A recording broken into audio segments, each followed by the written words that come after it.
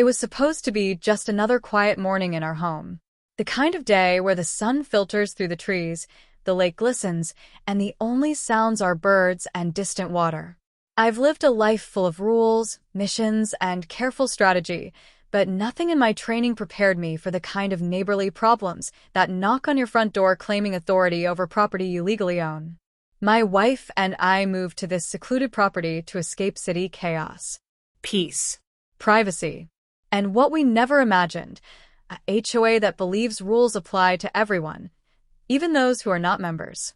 My wife, though, she's no ordinary person. She's a retired Green Beret sniper. Calm under pressure. Strategic. Patient. And when I say patient, I mean someone who measures risk, predicts outcomes, and understands when to strike and when to wait. That doesn't mean she's violent. It means she knows exactly how far someone can push before consequences become unavoidable. And in our neighborhood, someone was about to test that. The property is a beautiful slice of land, nestled just outside the subdivision boundaries. It's not huge, but it's ours. Well-maintained. A garden she spent months cultivating. A driveway wide enough to park her old Jeep and my truck side by side. The lake view stretches beyond, reflecting calm and serenity. It's exactly what we wanted when we left the city. It's exactly what the HOA would try to ruin. It started innocently enough. I left for an errand, and my wife stayed home tending the garden. A car slowly rolled up the driveway, two men stepping out in crisp uniforms with a clipboard. They called themselves enforcers for the HOA. Their tone was polite, but their presence was deliberate and intimidating. They claimed we were violating rules. We weren't members, I reminded her later. She tried reasoning. They laughed. She tried ignoring. They lingered. We would soon find that their laughter was the calm before a storm. She called me while I was on the road, calmly, quietly explaining that the men claimed the right to enter our property and evict us if we didn't comply. I stayed level-headed, telling her to document everything, not to engage further, and that I'd be home soon. Still, the tension settled like a heavy fog. When I arrived, she was sitting on the porch, clipboard in hand, phone in the other, eyes scanning every movement with sharp precision. She wasn't afraid. Not really. She was calculating. And I knew that her calculation would soon leave our neighbors, regretting every step they dared take. Inside, the house hummed with normalcy. The coffee machine, the humming fridge, the faint sound of wind over the lake. But outside, authority was being challenged, and someone didn't like it. The enforcers had underestimated two things: our property rights and my wife's expertise. I didn't know how far they would push, but I knew this. Anyone who crosses the line with my family is about to learn that patience has a limit, and strategy can be lethal, even without firing a single shot. This was just the beginning. A simple knock would escalate into intimidation, threats, and a series of moves that would expose the HOA's arrogance. By the time the morning ended, calm would be gone. The lake would still reflect serenity, but our lives would never be quiet in the same way again. And one crucial fact would become undeniable. The HOA had just awakened someone they should have feared long before stepping onto our property. The next morning, the tension that had settled like fog returned, but heavier, darker, and more deliberate. I wasn't home, but my wife knew the rules of engagement better than anyone. She had trained for situations where being outnumbered didn't mean being outmatched. The same men from yesterday appeared again, now bold enough to march onto our driveway, clipboards in hand, scanning our property like they owned it. From inside, she watched quietly, noting every detail, the way they positioned themselves, how they gestured to each other, the angle of the sun casting shadows that could hide intentions. She didn't panic. She stayed visible, arms folded, standing in the middle of the porch. Calm, confident, calculating. Their expressions shifted slightly, as if sensing the wrong person had been challenged. But it wasn't over yet. The enforcers claimed they had the authority to issue eviction notices, citing rules and regulations that didn't apply to us. My wife calmly pointed out the facts. We were outside HOA jurisdiction. We had no signed agreements. We owed no dues. She repeated herself with precise clarity, her tone steady. But they ignored her, raising voices, waving clipboards, trying to assert dominance. To them, intimidation was a tool, compliance was the goal, and the fact that we were legally correct didn't matter. She didn't back down. Instead, she documented everything. Photos, videos, timestamps. She knew every move was being recorded for evidence. Each step they took onto our property, every gesture, was cataloged meticulously. Her calm exterior hid the storm beneath. She was preparing for every possible scenario. Every footstep they took, every word they spoke, was a calculation in a game they didn't even realize they were playing. By mid-morning, their tactics escalated. One of the enforcers stepped forward, trying to block the path to our front door, raising his voice. My wife's response was simple. She didn't react with aggression, but with strategy. She shifted, subtly maneuvering to maintain control of the space while remaining completely within legal limits. When they tried to intimidate her physically, she adjusted her stance, keeping her distance, hands visible, ready to document any violation. They attempted to corner her near the driveway, forcing a confrontation. At that moment, a neighbor appeared, watching quietly from across the street. This unplanned witness added pressure the enforcers hadn't expected. One of them cursed under his breath, realizing that their intimidation tactics were becoming publicly visible. By the time I arrived home, they had left, but not without leaving several official-looking notices taped to our front door. Each one contained fines, deadlines, and threats of legal action. None were enforceable. None were legitimate. But their intent was clear: scare us into compliance. Inside, my wife was composed, yet the tension in her jaw betrayed focus. She explained every detail to me. How they approached, what they said, what they left behind. I listened carefully, mentally reconstructing the sequence. I admired her restraint. She had stayed calm, controlled, and methodical. But one thing was certain: we were no longer dealing with polite misunderstanding. This had become deliberate harassment. That night, we strategized. Cameras would be installed. Lawyer contacts were confirmed. Documentation was organized. Every angle, every movement, every interaction would be accounted for. My wife sat quietly, reviewing footage and notes, a silent storm of experience ready to act when the time was right. The HOA had made a grave error. They assumed aggression could replace authority. They assumed fear would bend a Green Beret. They assumed patience equals weakness. They were about to learn that some families, when pushed beyond legal and moral boundaries, respond with precision, intelligence, and a force far beyond what threats or intimidation can predict. The following day started like any other, sunlight spilling over the driveway, birds chirping, but tension hung heavier than ever. I stayed home this time, sensing that the HOA enforcers would test our boundaries again. They didn't disappoint. Mid-morning, 2 SUVs rolled slowly up our street, their engines low, almost silent except for the crunch of gravel under tires. Inside, I could see the familiar figures, clipboard in hand, confident and smug, believing intimidation still worked. They stepped out, approaching the property as if it were their right. My wife didn't move toward them, but stood in plain view, calm and poised, her posture deliberate. She was evaluating. Every tilt of their heads, every step, every gesture, cataloged. I kept my distance behind the front door, watching. There was no fear, only calculation, hers and mine. The enforcers tried a new tactic: loud accusations, claiming we were trespassing on HOA expectations, citing rules that didn't exist for us. One even gestured toward the driveway, asserting they could seize property. I stepped outside slowly, hands visible, keeping my voice steady but firm. I reminded them that we were not HOA members and that any further attempts to enforce non-existent rules would be considered harassment and reported to authorities. They ignored me. One of them stepped closer, a half step too close, testing boundaries. My wife subtly shifted, her stance wide, hands up but not threatening, every muscle ready. She was showing presence without aggression, a controlled dominance that communicated: I see you. I know what you are doing. I am prepared. Suddenly, The situation escalated visibly. The enforcer raised his voice, claiming she had provoked him. I intervened verbally, insisting they leave. Tension spiked. That's when the first cruiser arrived, lights flashing faintly from a distance. Within minutes, more police cars rolled up. Neighbors began peeking from windows, smartphones in hand, capturing evidence silently.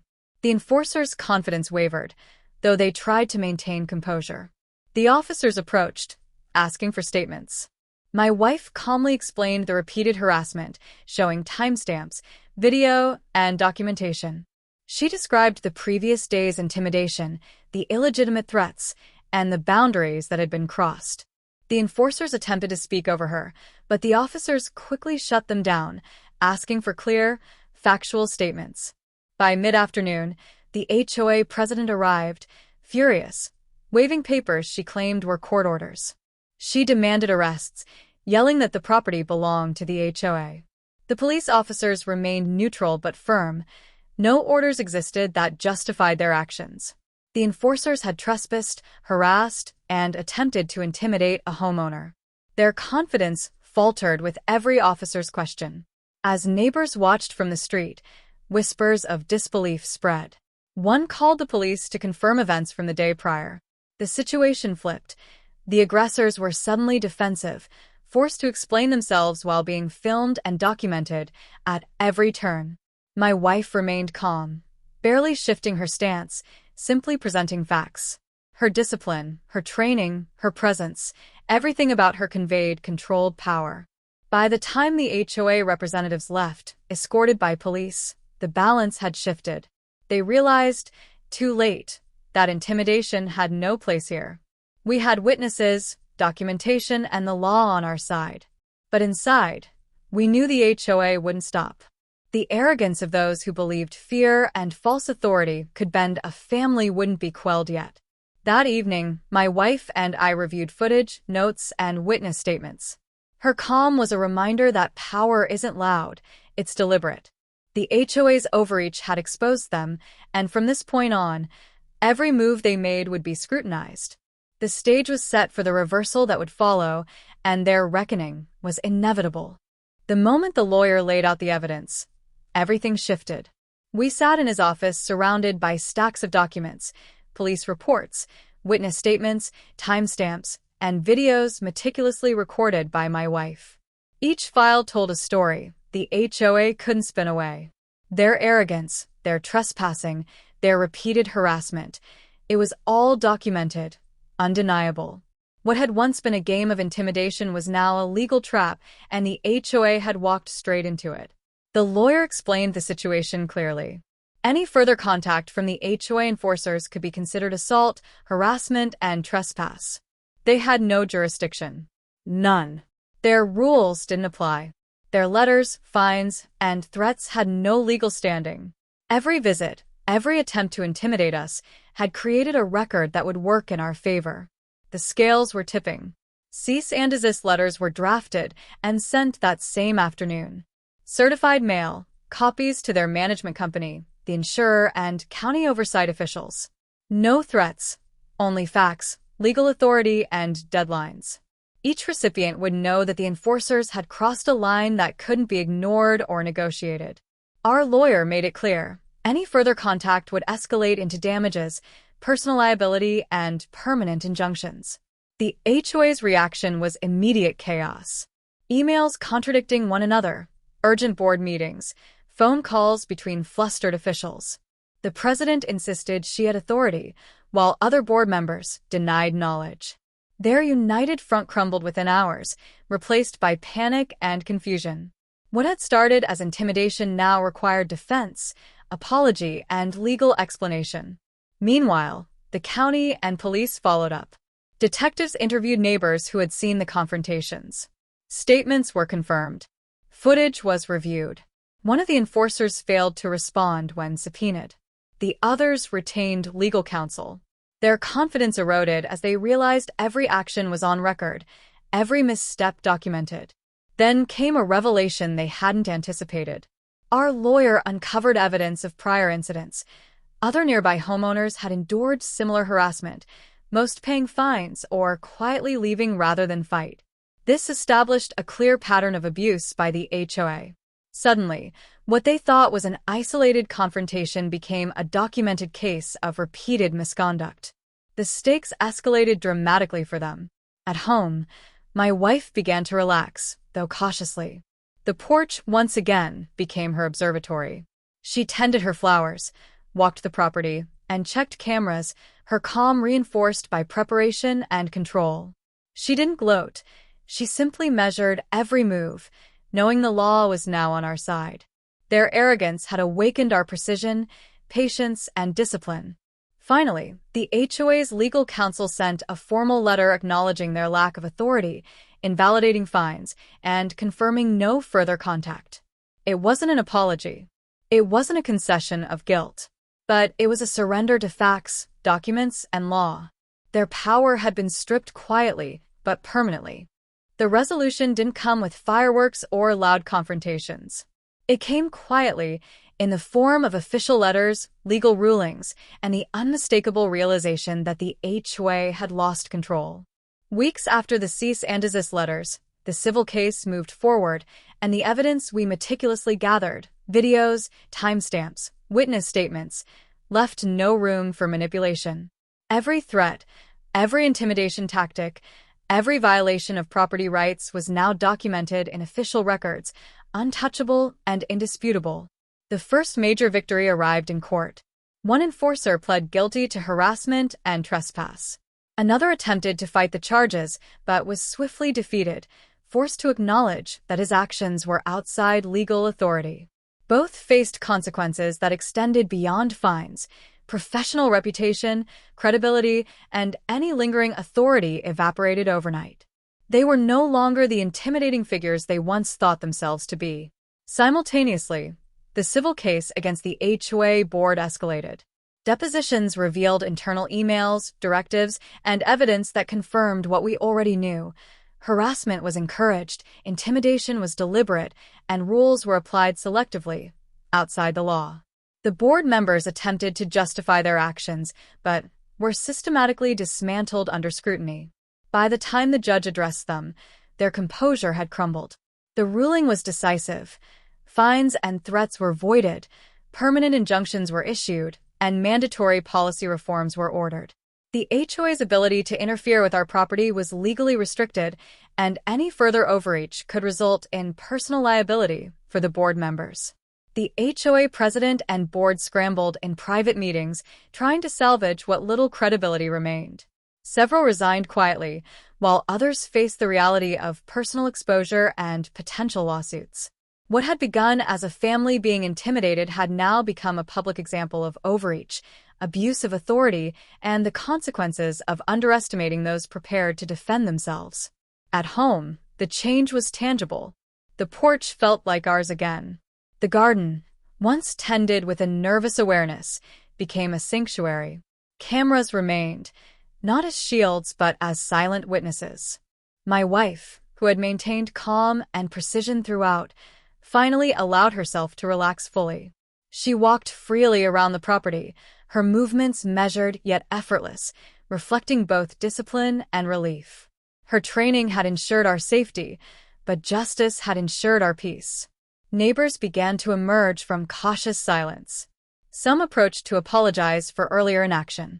Others shared stories of subtle intimidation they had endured from the HOA, but hadn't acted on. These conversations reinforced that the consequences were not just personal victories, they were systemic, reshaping the community's understanding of accountability. The HOA's previous authority had been replaced by oversight and transparency, teaching a lasting lesson in respect and boundaries. Though the situation is resolved, the lessons remain clear. Threats and intimidation cannot replace lawful authority. Patience and strategy, paired with discipline and documentation, are far more effective than anger or impulsive retaliation.